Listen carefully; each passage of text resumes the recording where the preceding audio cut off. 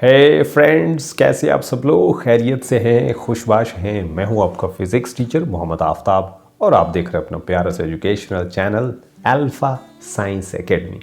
आज का जो हमारा टॉपिक है वो ख़ासकर उन स्टूडेंट्स के लिए है, उन बच्चों के लिए है, उन लोगों के लिए है जिनको फ़िज़िक्स बहुत मुश्किल लगती है और वो अक्सर पूछते हैं कि भाई ये कैसा सब्जेक्ट है, बहुत मुश्किल है, इसको कैसे पढ़ा जाए, कैसे समझा जाए, कैसे याद रखा जाए।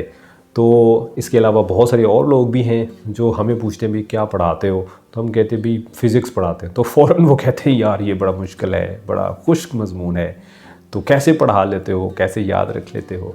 तो फिर आज हम बात करेंगे ख़ासकर फ़िज़िक्स को लेकर के कि फ़िज़िक्स को कैसे याद रखा जाए, कैसे पढ़ा जाए।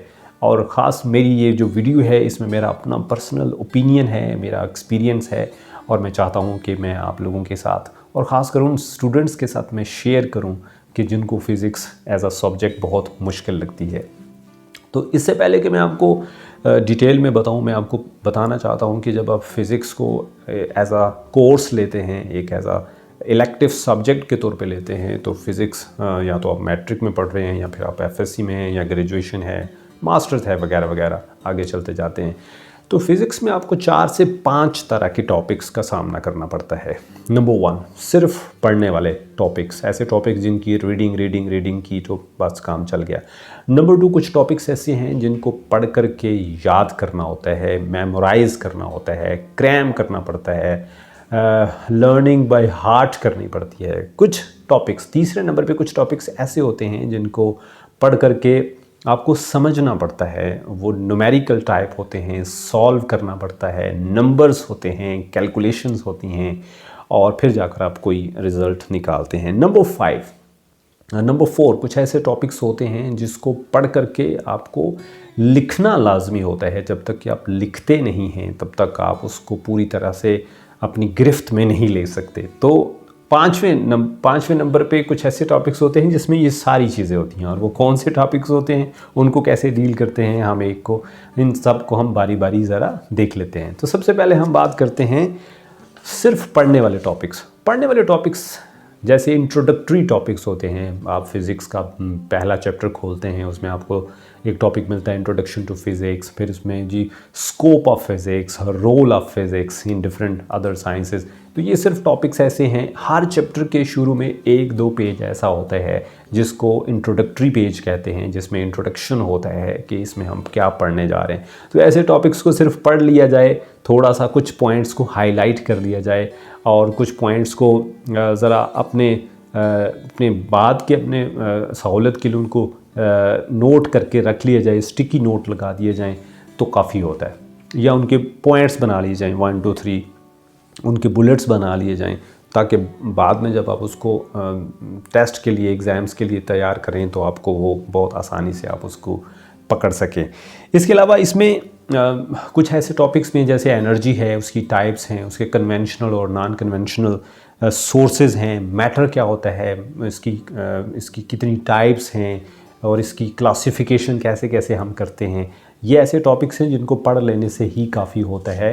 और पढ़ लेने से के बाद आपको मैंने एक और चीज़ बताई है कि आपने उनको पढ़ते वक्त आपने उसके पॉइंट्स बनाने हैं, बुलेट्स बनाने हैं, उनको ABC 1 2 3 की शक्ल में उनको कर लें ताकि वो आप आसानी से उसको ग्रैब कर सकें। नंबर 2 पे आता है पढ़कर याद रखने वाले टॉपिक्स। ऐसे टॉपिक्स होते हैं जिनको क्रैम करना पड़ता है, जिनको मेमोराइज़ करना होता है, जिनको याद करना पड़ता है, रट्टा लगाना पड़ता है। कौन से टॉपिक्स हैं? ये ऐसे टॉपिक्स हैं जिसमें आपको डेफिनेशंस मिलेंगी, इसमें स्टेटमेंट्स होंगी, इसमें पास्टुलेट्स होंगे, इसमें डिफरेंट चीज़ों की कन्वेंशंस होंगी, प्रॉपर्टीज़ वगैरह होंगी। ये वो टॉपिक्स हैं जिनको आपने लफ्ज़ ब लफ्ज़ याद करना है और इनको याद करके आप किसी को सुना लें, ख़ुद को सुना लें ताकि आपको बाद में जब आप इसको लिखने बैठें तो आपको याद हों और आपको भूले ना। इसी तरह कुछ फ़िज़िकल क्वांटिटीज़ हैं जिनके ऐसा यूनिट्स हैं, डायमेंशंस हैं और फिर कुछ फ़िज़िकल जो टॉपिक्स हैं जिसमें प्रॉपर्टीज़ वगैरह शामिल होती हैं, जैसे वेक्टर की प्रॉपर्टीज़ हैं। इसी तरह अगर मैं बात करता हूँ स्केलर और डॉट प्रोडक्ट की, मैं चंद एक एग्जांपल्स दे रहा हूँ। इनके करैक्टरिस्टिक्स होते हैं जिनको आपको हूबहू याद करना होता है, उनको मेमोराइज़ करना पड़ता है। इनको हम इसमें इक्विलिब्रियम और उसकी टाइप्स वगैरह भी शामिल हैं। ये वो चीज़ें हैं जिनको हम कहते हैं हरफ आम में कहते हैं कि इनको रट्टा लगाना है। तो ये वो टॉपिक्स हैं जिनको रट्टा लगाना पड़ता है। उसके बाद आते हैं पढ़कर समझने वाले टॉपिक्स, यानी वो ऐसे टॉपिक्स हैं जिनको समझना पड़ता है, जैसे न्यूमेरिकल्स है। फिज़िक्स एक ऐसा सब्जेक्ट है, केमिस्ट्री में भी होते हैं लेकिन फ़िज़िक्स में ज़्यादा न्यूमेरिकल्स होते हैं। हर चैप्टर के आखिर में जितने भी टॉपिक्स हमने पढ़े होते हैं उन टॉपिक्स के रिलेटेड 10 से 15, कुछ चैप्टर्स में 20 न्यूमेरिकल भी होते हैं।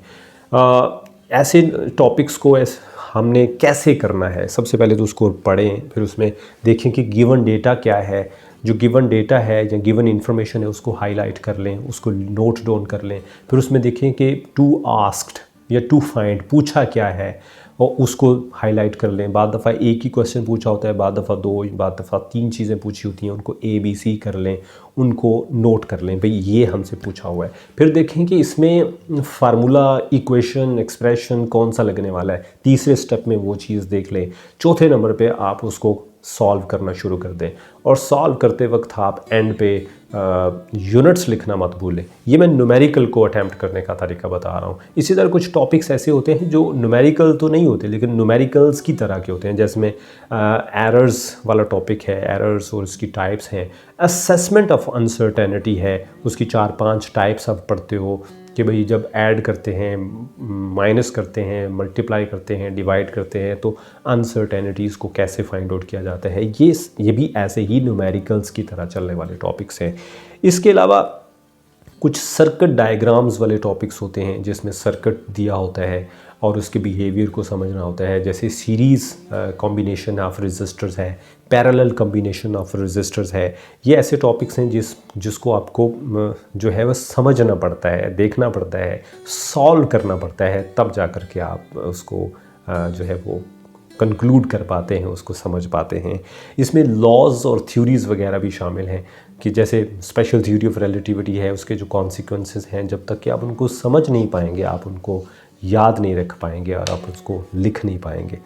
तो ऐसे जो टॉपिक्स हैं उनको मैं न्यूमेरिकल टाइप्स कह रहा हूँ। उसके बाद आता है लिखने वाले टॉपिक्स। नंबर 4 पे लिखने वाले टॉपिक्स हैं। ये टॉपिक्स डेरिवेशंस पर मुश्तमिल होते हैं, जैसे आप कह लें कि vector addition by rectangular components है। जब तक कि आप उसको टॉपिक को लिखते नहीं हैं, इनमें पढ़ना तो होता ही है, समझना भी होता ही है, याद भी करना होता है, लेकिन लिखना लाजमी होता है। ये वो टॉपिक्स हैं जिनको लिखे बगैर आप इनको याद नहीं रख सकते या इनको आप रिप्रोड्यूस नहीं कर सकते एग्ज़ाम में, पेपर में।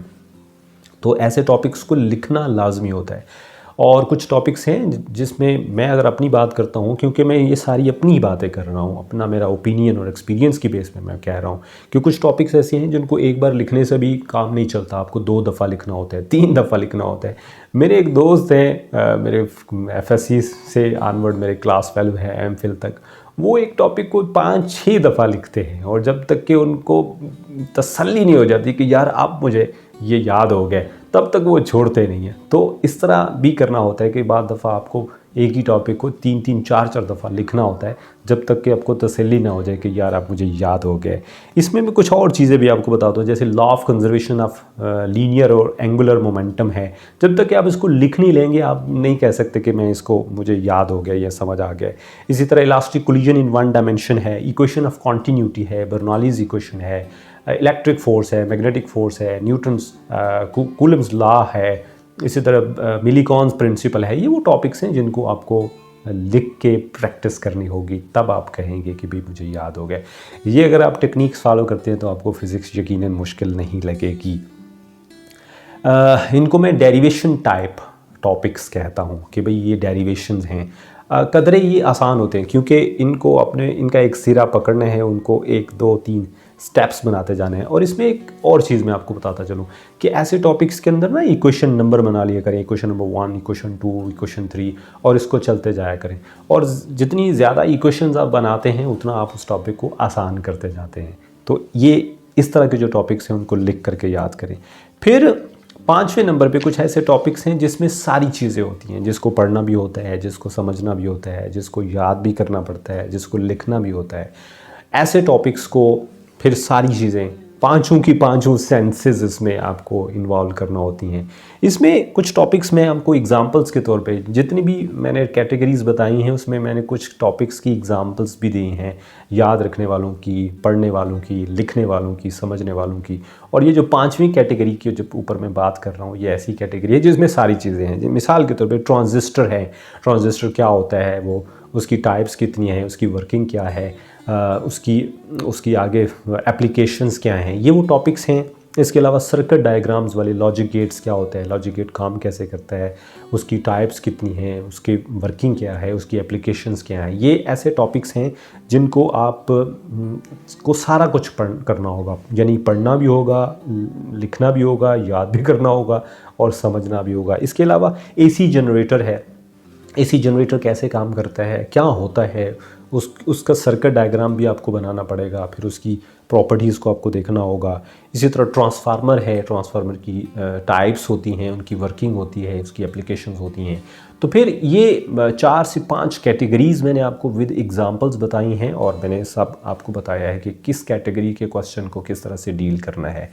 तो एट द एंड मैं समराइज़ कर देता हूँ ताकि आपको सारी गुफ्तगू का जो है वो एक कंक्लूजन मिल जाए कि भाई फ़िज़िक्स के हर टॉपिक को जिस तरह की उसकी नेचर है वैसे डील करें। आप एक ही तरीके से जैसे आप उर्दू पढ़ते हैं, इस्लामियात पढ़ते हैं, पाक स्टडीज़ है, इंग्लिश है, वह आप फ़िज़िक्स को वैसे डील नहीं कर सकते। इसकी नेचर डिफरेंट है और इसकी ना सिर्फ कि नेचर डिफरेंट है, इसमें टॉपिक्स की कैटेगरीज़ हैं और फिर हर टॉपिक की जैसी कैटेगरी है, जैसी नेचर है, उसको वैसे डील करें। और कुछ को सिर्फ पढ़ लें, कुछ को याद कर लें, कुछ को समझ लें, कुछ ऐसे टॉपिक्स हैं जिनको लिख लें और कुछ में फिर आपको सब कुछ करना होगा। तो आई होप कि आपको ये जो मेरा अपना पर्सनल ओपिनियन है, एक्सपीरियंस है, ये काफ़ी हेल्पफुल लगेगा। और अगर आप इस तरह से फ़िज़िक्स को पढ़ते हैं तो आपको ना सिर्फ कि ये आसान लगेगी बल्कि आप इसमें बहुत एक्सेल भी कर पाएंगे। अगर आपको ये वीडियो अच्छी लगे तो अपने दोस्तों के साथ शेयर करना मत भूलिएगा। मुलाकात होगी अगली किसी और वीडियो में, तब तक के लिए अपना बहुत ख्याल रखिएगा और अपने इस चैनल का भी। गुड बाय, अल्लाह हाफ़िज़।